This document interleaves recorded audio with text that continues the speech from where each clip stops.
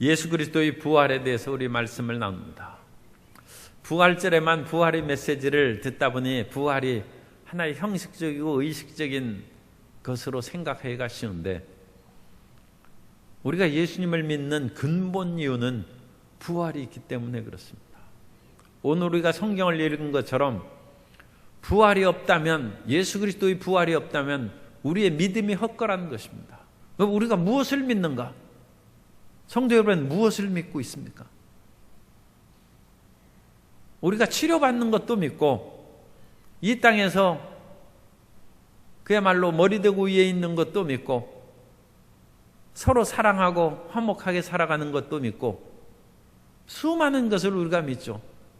그러나 가장 핵심적인 것은 그리스도의 부활을 믿는 것이고, 나도 부활할 것을 믿는 것입니다. 그 부활을 믿지 않으면 우리의 믿음이 헛것이라고. 헛것이다. 그럼 부활이 왜 중요한가? 어떻게 살아도 다시 산다는데 걱정할 것이 뭐 있어요? 어떤 사람이 그냥 아주 나쁜 사람한테 붙잡혀가가지고 그 온갖 고생을 다 하는. 그런데 살아서 집으로만 돌아가면 그런 근심 걱정이 다 없어져 버리죠. 이 세상 사람들은 그래도 걱정하는 것이 이제 죽으면 그뿐이라는 것인데, 이 세상에서 어떤 고난과 역경을 겪는다 할지라도 우리가 아버지 집으로 돌아가면 그뿐이고, 죽어도 다시 산다는데 걱정할 거 없죠.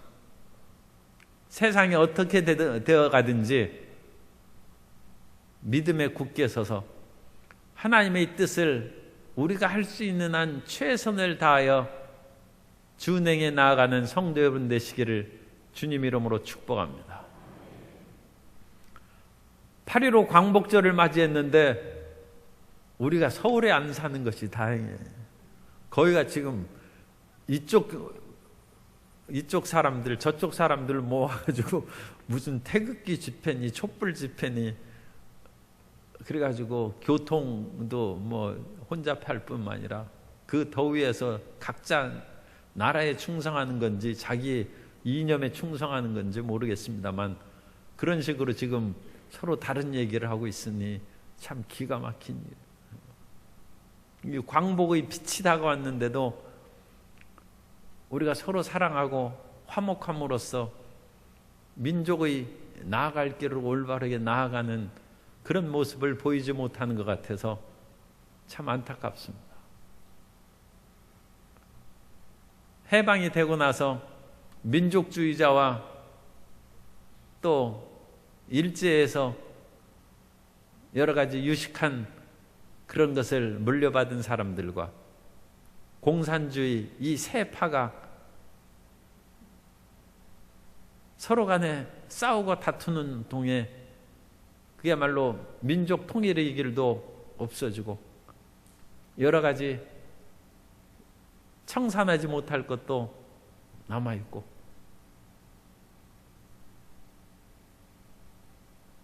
어떤 민족주의자의 그런 따님이 얘기를 했는데,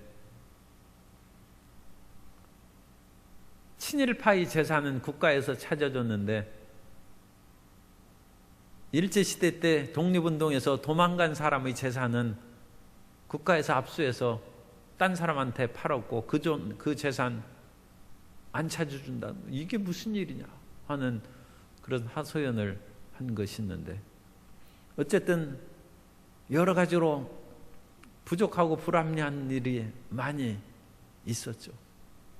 그런데 70년이 지나서 다시 그런 상황이 있는 것을 보고 누구 편을 들어야 될지 난감해. 그래서 기도를 하다가 이쪽 저쪽을 위해서 기도하는 그것이 지금 헷갈려. 그러다 생각해 보니까 이건 그냥 제 얘기입니다. 방언 기도하는 것이 최고예요. 우리가 친미 친일을 위해서, 이것은 이 나라의 경제와 평화를 위해서 기도하는 것이고, 반공을 위해서 기도하는 것은 또 친미 친이라고 어떻게 연결이 돼 있어요. 이상하게 됐어요. 그런데 민족주의자의 경우에는 희한하게 또 용공이라고 할지 아니면 어쨌든 반공은 안 해요. 왜냐하면 민족의 통합과 나아가는 길, 그 얼마나 또 대의명분이 있습니다. 그러니까 민족을 찾느냐 평화를 찾느냐 그런 식으로 얘기하면 둘 다 기도해야죠. 그러다 보니까 헷갈리죠. 그래서 방언으로 기도하는 그런 은혜가 있어요. 그래서 어쨌든 우리 성도님은 항상 방언으로 많이 기도하시기를 바랍니다. 그런데 그 가운데 어떤 그런 편으로 나라가 이끌어가든지, 그래서 이쪽 저쪽으로 하면 가난해서 굶어 죽는 나라가 될지 모르고 저쪽 편으로 하면 전쟁이나 또는 예수 믿는 사람을 붙잡아다 죽이는 그런 식으로 죽을지도 몰라요. 가난해서 죽든지 총칼에 죽든지 죽는 것은 마찬가지인데 우리는 부활할 것입니다. 그러므로 우리는 걱정할 것 없어요. 우리 옆에 분에게 다시 한번 우리는 부활하니 걱정하지 맙시다.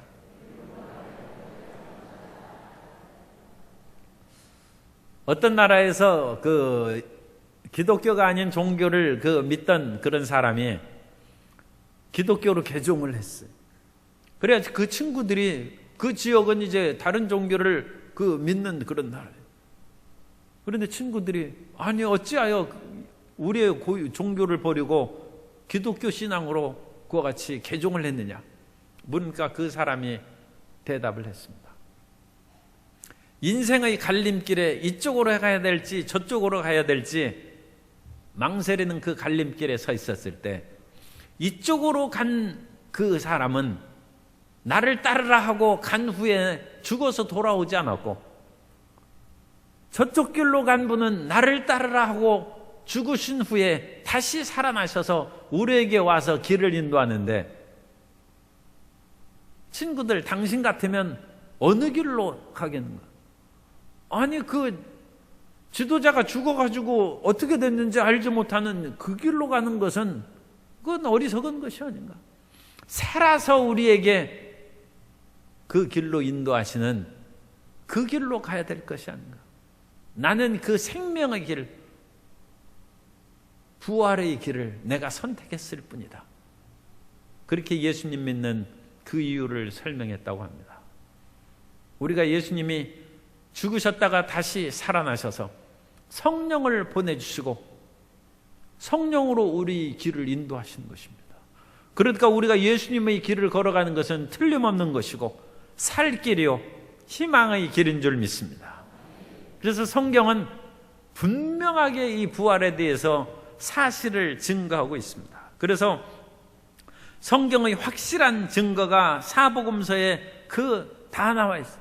모든 복음서에 예수님께서 이 땅에 오셔서 공생의 사역을 마치신 후에 예수님이 말씀하신 대로 십자가에 못 박혀 죽으셨고 장사 지냈는데, 장사 지냈을 때 그 무덤에 예수님을 모셔놓고 커다란 돌로 그 입구를 막아놨습니다. 그런데 그 돌이 굴러져서 무덤의 입구가 열렸고 무덤을 안을 들여다보니까 시신이 없어졌어요. 시신이 없어요. 예수님의 그것은 안 믿는 사람의 증거예요. 물론 믿는 사람들도 보았습니다만 예수님의 시체가 없어졌다는 것입니다. 그리고 믿는 사람들은 부활하신 예수님을 눈으로 보았다, 목격했다는 것입니다. 성경의 그런 사실의 그런 증거입니다. 그러면 예수님의 이런 부활하신 것을 목격한 사람들이 몇 명이나 됐느냐? 고린도전서 15장 4절 이하에 보면 장사 지낸 바 되셨다가 성경대로 사흘 만에 다시 살아나사 게바에게 보이시고 후에 12 제자에게와 그 외 500여 형제에게 일시에 보이셨나니 그 중에 지금까지 대다수는 살아있고 어떤 사람은 잠들었으며 그 후에 야고보에게 보이셨으며 그 후에 모든 사도에게와 맨 나중에 만삭되지 못하여 난 자 같은 내게도 보이셨느니라. 마지막에 사도 바울에게 이제 보이셨다. 그래서 이 사도 바울이 예수님의 부활을 고린도전서를 쓸 때 아직 태반이나 대다수가 살아있다. 예수님의 부활은 일시적인 어떤 환상이나 착각이 아니라 수십 년이 지나가면서 예수님의 부활을 가슴 깊이 새기고 그와 같이 믿고 살아가고 있다는 것입니다. 그리고 이 예수 그리스도의 부활을 증언하는 것이 복음이 핵심입니다. 우리가 복음을 증거할 때 예수님의 죽음과 그리스도 예수로 말미암아 영혼이 잘된 같이 범사 잘 되고 강건하게 되기 위해서 예수님을 믿어야 됩니다. 그렇게 얘기합니다만 그것보다 더 핵심적이고 중요한 것은 예수님이 부활하셨으므로 예수님을 믿으면 우리도 죽어도 다시 살아날 것입니다. 그 부활에 대한 증거입니다. 그러므로 가룟 유다가 예수님을 배반하고 죽었어요. 그러므로 12 사도가 있어서 그야말로 하나님의 그런 교회의 완벽함을 상징하기 때문에 그 골석이 된 사도의 자리를 한 사람을 부르죠. 한 사람을 선택해서 이제 채우는데 그 빈자리를 채우는 사도의 선택에 있어서 사도행전 1장 22절에 보면 항상 우리와 함께 다니던 사람 중에 하나를 세워 우리와 더불어 예수께서 부활하심을 증언할 사람이 되게 하여야 하리라 하거늘. 이 12 사도의 빈자리를 채우는 그 사도의 가장 중요한 일이 예수님의 부활을 증언하는 부활. 우리가 잘 아는 사도행전 1장 8절 성령이 임하시면 너희가 권능을 받고 예루살렘과 온 유대와 사마리아와 땅끝까지 이르러 내 증인, 예수의 증인이 되는데 예수님의 무엇을 증언합니까? 예수님의 어떤 것을 목숨을 걸고 우리가 외쳐야 됩니까? 예수님이 죽으셨다, 부활하신 거죠. 그러므로 예수님을 믿는 사람은 죽어도 다시 산다는 것입니다. 죽어도 다시 산다는데 배짱이 있어야죠. 크리스찬이 우리는 죽어서 없어지는데 너무 안타까울 거 없어요. 죽어서 없어지면 그야말로 이 세상을 즐겁게 살아야죠. 그렇기 때문에 17절에 그리스도께서 다시 살아나신 일이 없으면 너희의 믿음도 헛되고 너희가 여전히 죄 가운데 있을 것이요 또한 그리스도 안에서 잠자는 자도 망하였으리니 만일 그리스도 안에서 우리가 바라는 것이 다만 이 세상의 삶뿐이면 모든 사람 가운데 우리가 더욱 불쌍한 자이리라. 부활을 안 믿고 교회 다닌 사람은 불쌍한 사람이에요. 부활이 없으면 이렇게 살지 말고 마음껏 즐기면서 하루를 더 즐겁게 사는 것이 현명하다. 그러나 우리가 더위에도 불구하고 교회에 나와서 물론 지금 우리 교회가 좋죠. 그러나 아무리 더워도 와서 예배를 드리고 아무리 추워도 교회 와서 예배를 드릴 수 있는 것은 부활이 있기 때문이라.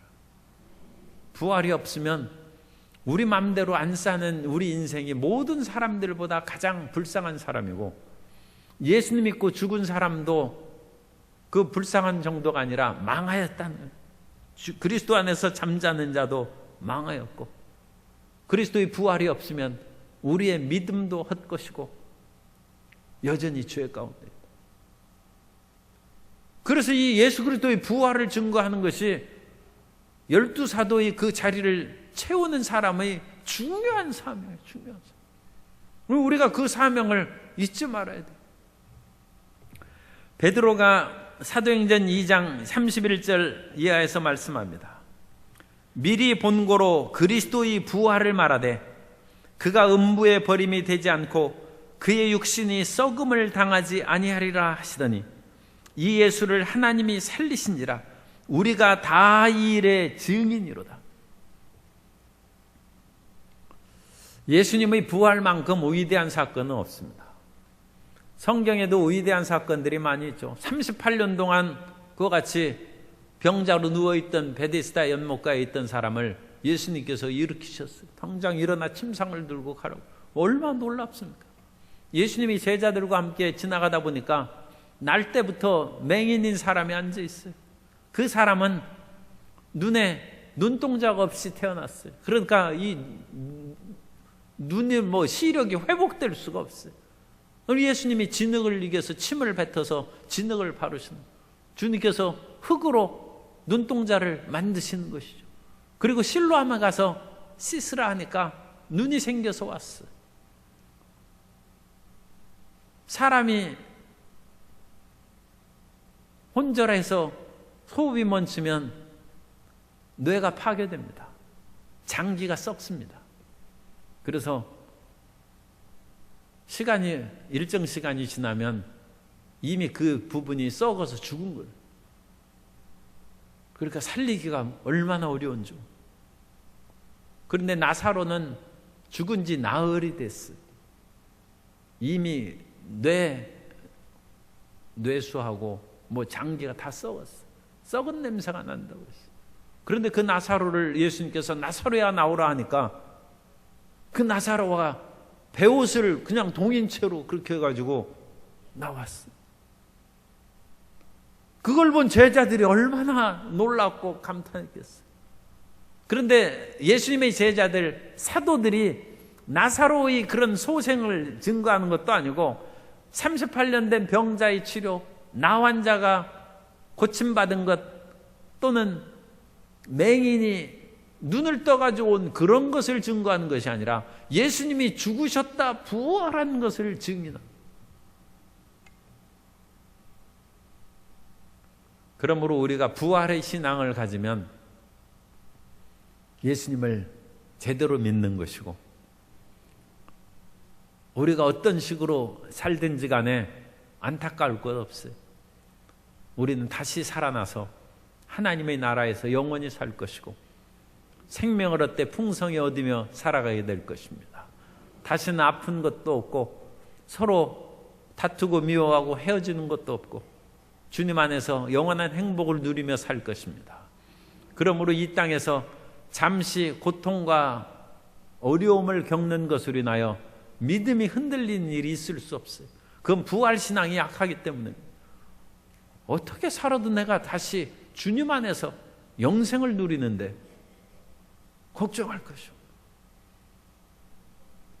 그러므로 우리는 이 땅에 살아갈 때 그야말로 최선을 다하고 열심히 노력을 다해서 유감없이 주님께 충성하는 삶을 살아야 될 줄로 믿습니다. 그래서 더 많은 사람들을 사랑하고 더 많은 사람들에게 유익을 끼치는 인생을 살아가면 우리는 부활할 때 하나님의 영광을 얻을 것입니다. 그러면 어떤 사람이 저에게 예수님을 보여주십시오. 부활하신 예수님을 보여주면 족하겠나이다. 그건 제가 대답할 사항은 아니에요. 그런데 성경을 통해서 제가 말씀을 드립니다. 사도행전 10장 40절 이하에 보면 하나님이 사흘 만에 다시 살리사 나타내시되 모든 백성에게 하신 것이 아니요 오직 미리 택하신 증인 곧 죽은 자 가운데서 부활하신 후 그를 모시고 음식을 먹은 우리에게 하신 것이라.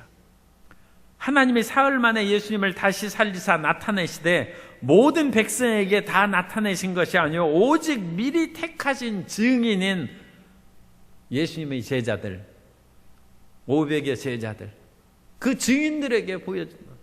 오늘날 우리는 이 증인들의 그 기록인 사도행전 또 성경을 통해서 우리가 예수님을 믿은 것입니다. 그거 믿으면 된 것입니다. 그거 믿으면 그 말씀을 믿어야죠. 말씀. 그리고 혹시라도 하나님께서 부활하신 예수님을 만나게 해주셔서 특별히 더 어떤 사실을 증언하게 한다든지 더 놀라운 일을 하실 수 있는 그것은 하나님께서 하실 수는 있죠.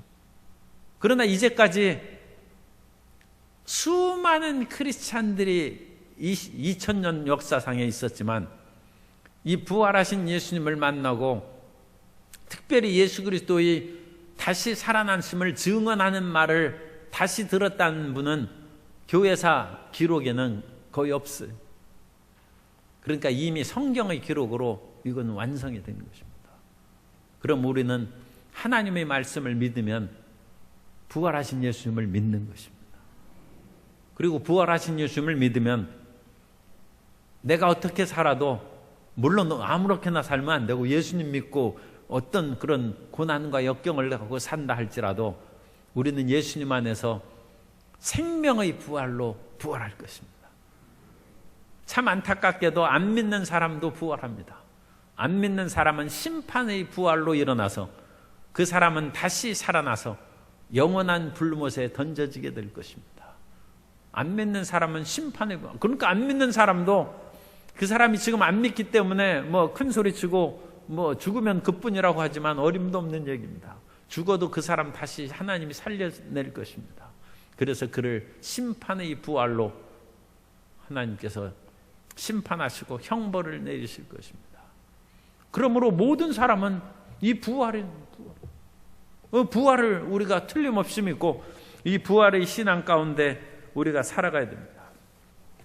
부활은 성경에 기록된 예수님에 대한 그 무덤에서 살아나신 어떤 기록, 그 기록을 어떤 식으로 종합하든지 간에 가장 완벽하고 타당한 설명이 부활입니다. 사람은 듣도 보도 못한 일을 얘기하거나 쓸 수 없어요.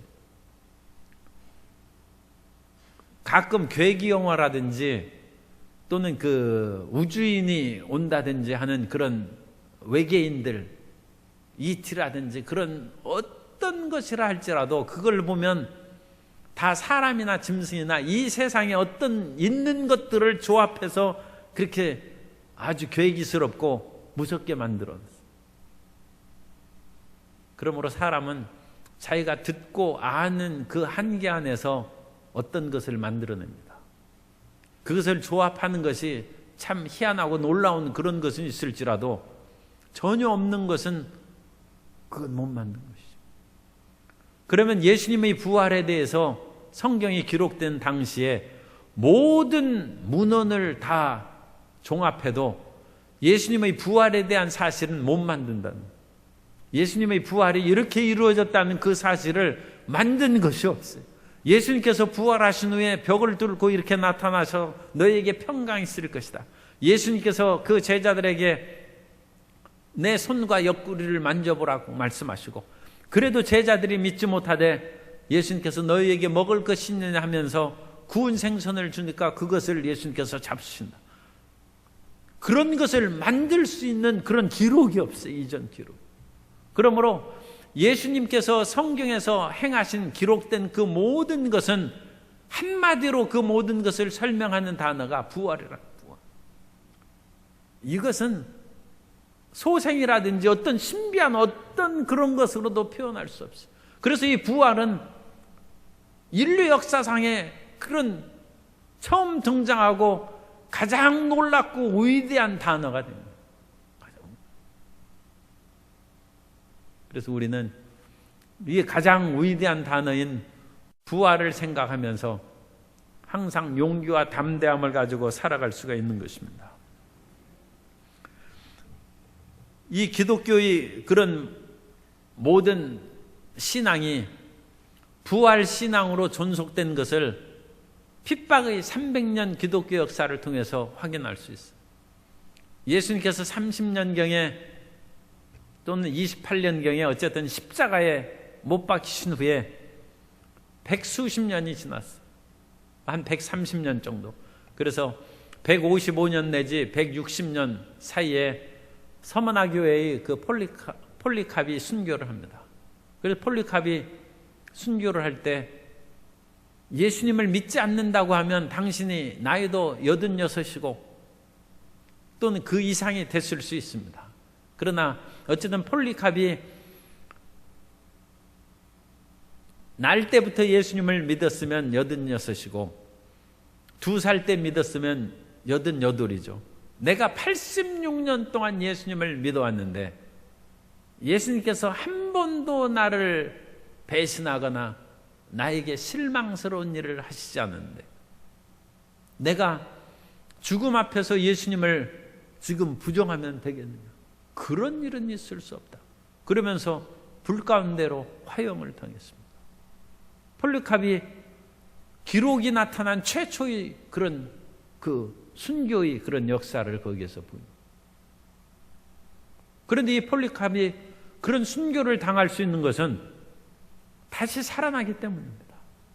기독교 300년 동안 수많은 사람들이 순교하면서도 전혀 자기가 그 고통 가운데 인생에 내 이렇게 예수님 믿다가 화형을 당하고 짐승의 밥이 되고 총칼에 그 총은 없으니까 칼날에 죽으니 내 인생 불쌍하고 참 애통해서 못 살겠다. 그런 사람 하나도 없어요. 왜냐하면 순교하면서 다 찬송하면서 기쁨 가운데 주님 품으로 갔어요. 그것은 다시 살 것을 믿기 때문입니다. 우리는 반드시 다시 살 것을 믿음으로써 현실의 고난에 굴복하지 말고 현실의 암담한 상황이 아무리 다가올지라도 용기와 희망을 전하고 믿음을 전하는 크리스찬이 되어야 될 줄로 믿습니다. 우리는 이 현실의 여러 가지 갈등과 국가의 혼란 가운데 순수한 믿음을 우리가 점검해 보는 기회로 삼고 이 한국 크리스찬들이 이때의 올바른 믿음으로 나라를 건지는 역사가 나타나야 될 줄로 믿습니다. 경제도 최고도 아니고 무슨 전쟁이나 뭐 그런 것도 최고도 아닙니다. 수많은 사람들이 죽어도 기독교는 자라났고 배고프고 굶주린 속에서도 기독교는 없어지지 않았습니다. 그러므로 그것은 절대가 아닙니다. 우리에게 이 모든 경제적이고 군사적인 것을 뛰어넘는 믿음을 가졌느냐, 그것이 중요한 것입니다. 그러한 불굴의 믿음으로 우리가 우리 자신을 점검해 보는 그런 기회가 다가온 것이고 이와 같은 현실적인 상황 가운데 믿음의 순수함을 갖는 우리 성도님이 되고 그런 믿음의 순수함으로 다시금 솟아오르는 한국교회 되기를 소망합니다. 그것이 우리의 부활의 신앙입니다. 그러면 이 부활은 어떤 형태로 이루어진가? 두 번째로 우리가 부활의 형태에 대해서 살펴보면 사람이 부활했다고 하는 것을 현대교회에서 잘 얘기를 안 합니다. 왜냐하면 이 부활은 우리가 이성적인 존재죠. 우리는 이성으로 모든 것을 판단하고 합리적인 것으로 경제활동을 하고 공부도 하고 모든 것을 합니다. 그러니까 하나님께서 주신 이성을 가지고 우리가 살아갔는데 부활은 초이성입니다. 이 부활은 사람이 죽으면 어찌 살겠습니까? 몸이 썩었는데 어찌 살겠어요? 그래서 몸이 썩어서 50년, 100년 되면 흩어져서 없어져요. 그러니까 무덤을 사람 묻었다가 옛날에 이장하는 거 보면 뼈 조각 조금밖에 안 남았어요. 다 사라져버렸어요. 그런 사람이 어찌 살겠습니까? 인간의 이성으로는 불가능한 것이죠. 그런데 이 불가능한 그런 사람이 다시 살아난 것을 하나님이 하셨다. 그래서 따라서 하세요. 예수님의 부활은 육체적 부활입니다. 그래서 이성적인 사람은 예수님을 부활을 육체적 부활이라고 얘기하지 않고 정신적인 부활이라고 합니다. 우리가 예수님처럼 원수를 사랑하는 마음으로 살아가면 예수님이 우리 안에서 부활하는 것이다. 그것도 상당히 아멘할 수는 있어요. 그런데 예수님은 사랑으로 우리 안에 부활하는 것이 아닙니다. 그것도 있지만 예수님은 육체로 부활하셨어요. 예수님은 몸이 다시 사시는 거예요. 몸이 다시. 예수님께서는 원수를 사랑하는 사랑으로 부활하신 그것도 의미가 있어요. 의미가 있어요. 그리고 예수님께서 자기의 그런 사람들만 사랑하지 아니하고 유대인만 사랑하지 아니하고 사마리아인도 사랑하고 모든 만민을 사랑했어요. 그러므로 예수님 믿는 사람은 인류에 대한 사랑으로 살아야 된다. 민족주의에만 매달릴 것이 아니라 모든 나라를 사랑하는 마음으로 살아야 된다. 그것이 예수님의 부활이다. 그것도 의미가 있어요. 그러나 예수님은 그 이상입니다. 예수님은 육체로 부활하셨습니다. 예수님은 몸으로 다시 산 것입니다. 그러므로 우리가 예수님을 믿고 다시 살 때 우리의 몸이 다시 살아날 것입니다. 그리고 그 몸은 혹시라도 걱정하지 마세요. 나는 나 이 얼굴로 다시 부활하고 싶지 않은데 그런 생각 걱정하실 거 없어요. 하나님의 아름다운 것으로 창조적인 아름다운 것으로 변화시켜 주실 줄 믿습니다. 그러나 육체로 다시 산다. 예수님의 부활은 육체적인 부활, 육체적. 그래서 예수님께서 육체로 부활하신 후에 제자들에게 말씀하셨어요. 누가복음 24장 39절 이하에 내 손과 발을 보고 나인 줄 알라. 또 나를 만져보라. 영은 살과 뼈가 없으되 너희 보는 바와 같이 나는 있느니라. 이 말씀을 하시고 손과 발을 보이시나 그들이 너무 기쁨으로 아직도 믿지 못하고 놀랍게 여길 때 이르시되 여기 무슨 먹을 것이 있느냐 하시니 이에 구운 생선 한 토막을 드리니 받으사 그 앞에서 잡수시더라. 아무리 제사상 상다리가 휘어지게 차려놔요 제사상 없어졌다는 말은 하나도 없어요. 조상님들이 와서 못 먹어요. 물론 조상들이 올지도 않습니다만 아무리 귀신들이 와가지고 해도 귀신들이 밥 먹었다는 얘기는 없어요. 옛날에 어떤 이단 종교에서 제사상을 차려놓으면 음식이 없어져요.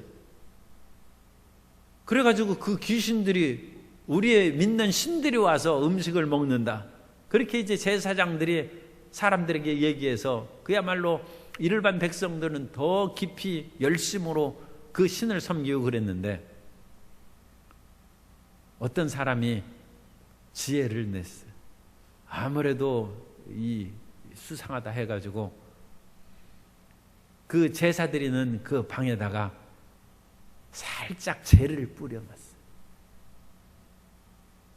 그랬더니 제사장들이 발자국이 찍혔어요. 제사장들이 몰래 와서 먹고 가는 거예요. 귀신이 발자국이 있는 귀신은 귀신이 아니죠. 귀신 다니면서 발자국 남기는 거 봤어요.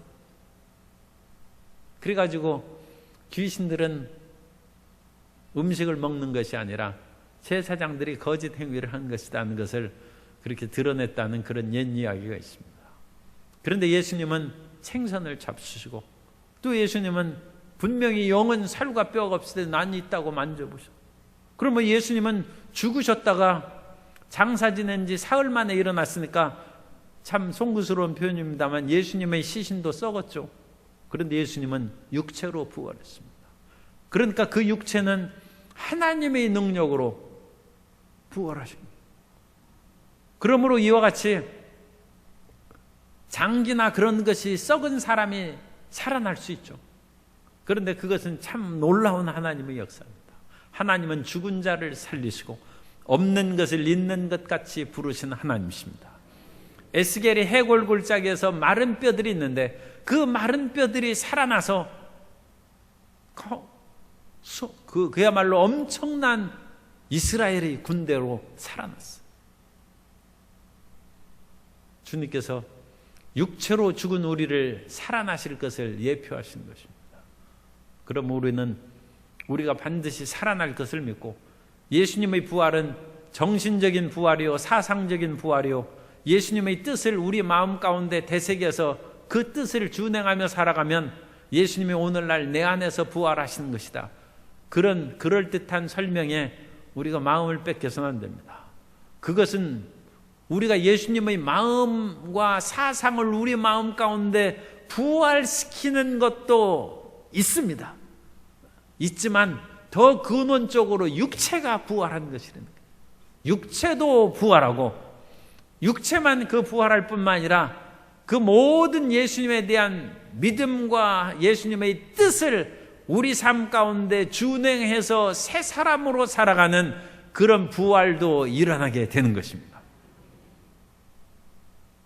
그러니까 너무 어려운 육체적 부활은 빼버리고 정신적이고 영적 부활만 얘기하는 것은 우리가 그것은 잘못 예수님의 부활을 온전하게 이해하지 못하는 잘못에 빠질 수 있어요. 그래서 예수님은 육체로 부활하셨어요. 그런데 그 육체의 부활은 또한 영적인 부활입니다. 우리가 육체를 가졌으면 이런 방에 그냥 호련히 와가지고 있을 수 없잖아요. 지금 문이 다 닫았는데 누가 들어오겠어요? 성령께서는 오실 수 있죠. 성령께서 바람같이 불같이 생수같이 운행하시는 것입니다. 그런데 예수님께서 제자들이 문을 다 닫아놓고 있을 때 예수님께서 제자들 가운데 나타나셨어요. 그러므로 예수님의 부활은 영적인 부활입니다. 육체로는 이런 것이 외부에 걸려서 못 들어오죠. 그러니까 예수님께서는 영으로 부활하셔서 신비한 그런 부활이죠. 그럼으로써 이런 3차원적인 그런 외부에 의해서 방해를 받지 않아요.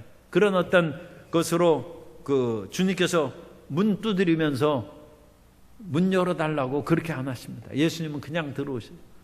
그럼 요한계시록에서는 문을 두드리면서 누구든지 내 음성을 듣고 문을 열면 내가 그에게로 들어가서 그와 더불어 먹고 그는 나와 더불어 먹는다. 그 말씀은 어떻게 된 것입니까? 그것은 예수님께서 들어가실 수 있지만 예수님께서는 인격을 억압해서 들어가지 않습니다. 그럼으로써 내가 나를 믿고 나를 구주로 영접하느냐, 그것을 묻는 거예요. 그것을 마음문을 두드리면서 그것을 주님, 제가 마음으로 예수님을 구주로 영접하고 주님을 모셔드립니다. 그러면 주님께서 우리 안에 들어오셔서 우리 가운데 좌정하시고 영광을 받으시고 우리와 더불어 먹고 마시는 동행하는 삶을 사는 것입니다. 그런데 일반적인 그런 그것은 영접하는 그 사람에게 있어서 나온 것이고, 일반적으로는 예수님께서 어디나 이 3차원적인 물질적인 것에 장애를 받지 아니하고 주님께서 우리 가운데 들어오실 수 있는 것입니다. 요한복음 20장 19절에 보면 이날 곧 안식 후 첫날 저녁 때 제자들이 유대인들을 두려워하여 모인 곳의 문들을 닫았더니 예수께서 오사 가운데 서서 이르시되 너희에게 평강이 있을지어다. 그래서 문을 다 닫았나 예수님께서 그 가운데 들어오신 것입니다. 그리고 예수님의 부활하시는 그 모습은 이전의 그런 예수님의 모습이 아니세요. 예수님께서 어떤 모습을 하셨을지 우리가 참 궁금하죠. 오늘날 그런 예수님의 모습으로 그려져 있는 것은 20세기 중반에 미국의 그런 사람이 그린 그림이에요. 그래서 서양 사람의 예수님의 모습으로 그리고 금발머리로 해서 어깨까지 머리가 길게 나오는 그런 것을 했는데, 어떤 고고학자가 1세기의 그 팔레스타인에 나타난 그런 유대인의 인고를 발견했습니다. 그래서 그 인고를 복원해서 사람을 얼굴을 복원해서 만들었어요. 그러니까 우리 조선시대에 있는 사람의 그런 해골이 나오면 그거에다가 이제 복원해서 살점을 붙여서 조선시대 사람의 얼굴을 만들 수 있습니다. 그런 것처럼 1세기 팔레스타인에 나온 유대인의 얼굴을 해골을 가지고 얼굴을 복원한 것은 그건 동양 사람입니다. 동양 사람으로 오히려 우리 한국 사람 비슷한 그런 모습을 가졌지 결코 서양 사람 모습이 아닙니다. 그러니까 예수님은 우리하고 얼굴이 비슷한 거예요. 그러니까 어떤 얼굴을 가지셨는지 참 우리가 궁금하죠. 그런데 어쨌든 예수님께서 육체로 가지셨을 때는 그런 어떤 분명한 모습을 가지셨죠. 가지셨는데 부활하신 후에 예수님께서 그 모습은 달라지셨어요. 그래서 예수님께서 부활하신 후에 첫 마리아를 만났을 때 마리아야 부르니까 그 사람이 마리아가 뒤돌아보면서 동산죽인 줄 알고 당신이 예수님의 시체를 어디 가져갔으면 돌려주십시오 할 때 예수님이 마리아 하니까 이렇게 돌아보면서 마리아가 봤는데 예수님을 못 알아봤어요. 엠마오로 내려가는 두 제자들이 예수님을 만나고 예수님께서 그들 가운데 걸어가시면서 말씀을 나누셨어요. 그런데 제자들이, 엠마오로 내려가는 제자들이 못 알아봤어요. 그러니까 우리도 걱정하실 필요 없다. 물론 얼굴이 이쁘신 분들은 조금 걱정이 되겠죠. 지금보다 더 예뻐져야 될 텐데 걱정하실 거 없어요. 지금보다 더 예뻐지시려면 예수님 잘 믿으면 예뻐지실 것이고, 주님께서 원하신 일을 많이 하고 상급을 받으면 더 예뻐지실 것이고, 혹시라도 일을 안 하고 게으르면 지금보다 좀 못할 수도 있어요. 그것은 제가 결정하는 것은 아니니까 너무 마음 아프게 생각할 필요는 없습니다. 하나님께서 우리에게, 그것은 성경에 나오지 않습니까? 우리가 해의 영광이 다르고 달의 영광이 다르고 별과 별의 영광이 다른즉 우리가 주님께 한대로 우리가 빛나는 그런 모습으로 부활할 것입니다. 그러므로 이 예수님의 그런 모습은 신비의 부활입니다. 그래서 예수님의 부활은 분명히 육체로 부활하는 것이고, 예수님의 부활은 육체로 부활하셨으면서도 영의 부활이에요.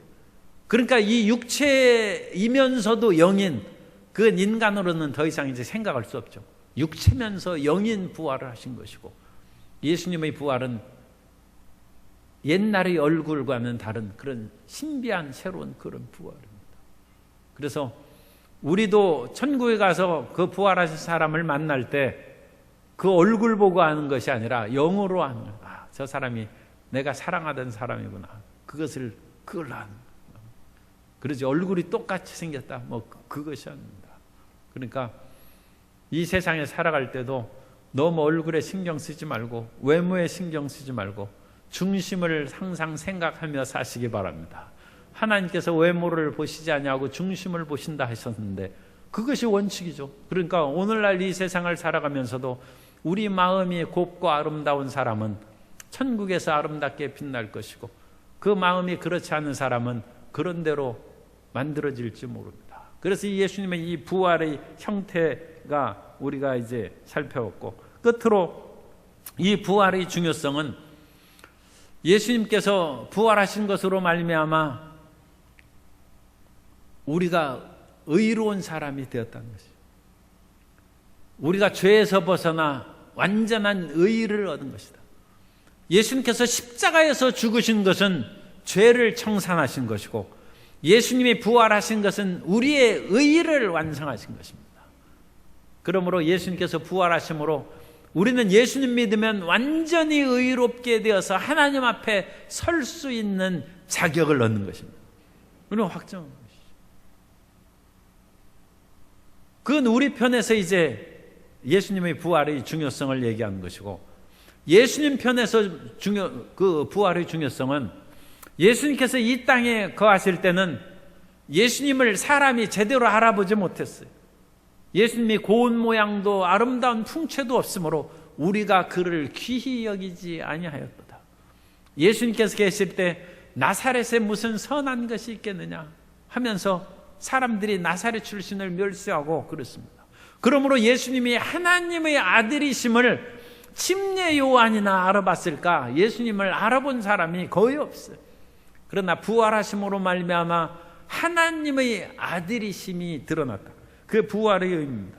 로마서 1장 4절에 보면 성결의 영으로는 죽은 자들 가운데서 부활하사 능력으로 하나님의 아들로 선포되셨으니 곧 우리 주 예수 그리스도시니라.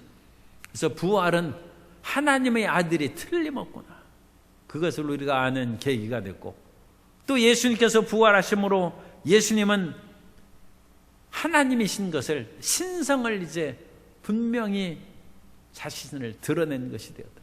그래서 예수님이 부활하시며 제자들을 만날 때 도마가 엎드려 주님께서는 요한복음 20장 28절에 도마가 대답하여 이르되 나의 주님이시요 나의 하나님이시니이다.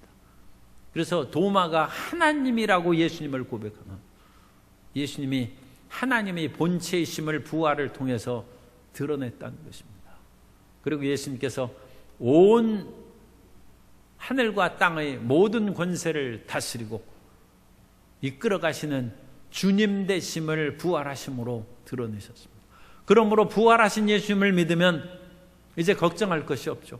살아있을 때도 주님께서 우리의 모든 생사화복을 주관하시는 하나님이시고, 우리가 죽어서도 우리의 모든 길을 이끌어 가시는 하나님이심을 믿으시기 바랍니다. 그러므로 살아있어도 예수님은 주님이시고, 우리가 죽어도 예수님이 주님이시니까 우리는 안심하고 살아갈 수 있습니다. 주님께서는 물질의 세계도 다스리시는 주님이시고 영의 세계도 다스리시는 주님이시니 우리는 안심할 수 있습니다. 주님께서 산자와 죽은 자를 다 심판하시는 주님이시니 우리가 안심할 수 있고, 주님께서는 선한 영들, 모든 천사와 선한 존재들 뿐만 아니라 악의 정사와 권세들, 사탄과 귀신의 모든 것들도 다스리시는 하나님이시므로 걱정하고 두려워할 까닭이 없습니다. 그러므로 이 부활하신 예수님은 우리의 영원한 희망입니다. 어떠한 일이 있어도 부활하신 예수님을 굳게 믿고 나도 예수님과 더불어 부활할 것을 확신함으로 담대하게 이 세상을 살아가는 성도 여러분 되시기를 바랍니다. 아무리 고생해도 부활이 있으니 걱정하지 마시기 바랍니다. 우리는 고생하다 가끔 그런 사람이 있어요. 그냥 고생만 하다 돌아가셨다. 가끔 장례 그런 거 하면 좀 믿음이 없는 분들이, 안 믿는 그런 친척들이 얘기하죠. 그냥 고생만 하다 돌아가셨다. 그런데 예수님 믿는 사람은 고생만 하다 죽는 사람이 아니라 부활하는 사람입니다. 어떤 고생을 해도 부활함으로 그 모든 것을 회복시켜 주실 것입니다. 우리가 이 세상에서 전쟁터에서 죽어도 낙심하고 애통해할 거 없어요. 전쟁터에서 죽었어도, 징용에 끌려가서 굴 속에 죽었더라도, 험한 곳에 끌려가서 몸부림치면서 죽었을지라도 우리는 부활할 것입니다. 그러므로 우리는 이 세상에서 가장 불쌍한 사람이 예수님 안 믿는 사람임을 우리가 기억해서 그 사람을 예수님 믿게 해서, 당신 이 세상에서 이와 같이 힘들고 어렵게 살아갔는데 예수님도 믿지 않으니 너무나 불쌍하고 참 안타깝다. 예수님을 믿고 영원한 부활의 축복을 누리기를 바란다. 그리스도의 부활을 증언하는 증인이 되시기를 예수님의 이름으로 축원합니다.